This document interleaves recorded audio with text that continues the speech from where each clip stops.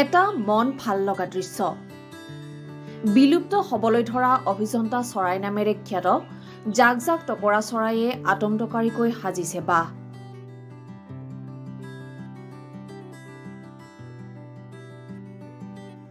নলবাৰীৰ সুৰাদিৰ জাগ্ৰাখাটৰ দৃশ্য এয়া।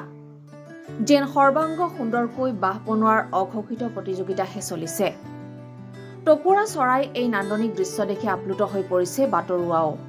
মুক্ত মনেৰে সুদীৰ্ঘ বছৰে অঞ্চলটোৰ তামোল নাৰিকলত টপৰা চৰাইয়ে সাজি আহিছে বাহ। টপৰা চৰাইৰ মধুৰ কোলাহলে মন মুগ্ধ কৰিছে অঞ্চলবাসীৰ। এডাল দুডালকৈ খেৰ কোটাৰে বাহ সজা দৃশ্যটো তেনেই ভাল লগা। কিন্তু বৰ্তমান সময়ত সততে দেখিবলৈ পোৱা টপৰা চৰাইৰ বাহ ক্ৰমাৎ হেৰাই যাব ধৰিছে। জুন মাহৰ পৰা ছেপ্টেম্বৰ মাহ বংশবৃদ্ধিৰ সময় টপৰা চৰাইৰ। গতিকে এপদ দুপদকৈ যাৱতীয় সামগ্ৰী আনি নিজৰ ঘৰখন সাজি লোৱাৰ প্ৰয়াস টপৰা চৰাইৰ। এই দৃশ্য এতিয়া মন পুলকিত কৰিছে অঞ্চলবাসীৰ লগতে বাটৰুৱাৰ। উল্লেখ্য যে এই অঞ্চলটোত ৰাইজে ৰক্ষণাবেক্ষণ দি আহিছে টপৰা চৰাইৰ। গাঁওখনৰ বিভিন্ন গছত আছে টপৰা চৰাইৰ বাহ।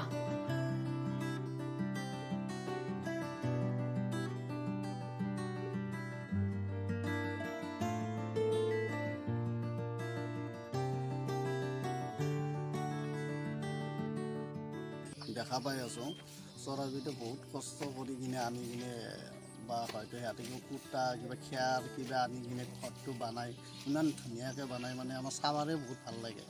আমি সদায় মানে ৰাতিপুৱা উঠি ব্ৰাছডাল কৰি কিনে আমি চৰাইবিলাকক দেখি চালে আমাৰ বহুত মনটো বহুত ভাল লাগি যায়। কিন্তু এটা কথা কিন্তু আমি কাকো অনিষ্ট কৰিব দিয়া নাই, চৰাইবিধক বহুত ধুনীয়াকৈ ৰাখি আছোঁ। আমাৰ ভাল লাগিছে, কিন্তু আগতে বহুত বেছিকৈ আছিল। কিন্তু এতিয়া মানে লাহে লাহে অলপ কমিব ধৰিছে। কিহৰ কাৰণে এইটো কমিব ধৰিছে সেইটো ভালকৈ গম পোৱা হোৱা নাই। আমি যিখিনি পাৰোঁ সেইখিনি আমি সুৰক্ষিত হিচাপে ৰাখিছোঁ তেখেতসকলক। কেনেকুৱাকৈ বাহ ভাজে?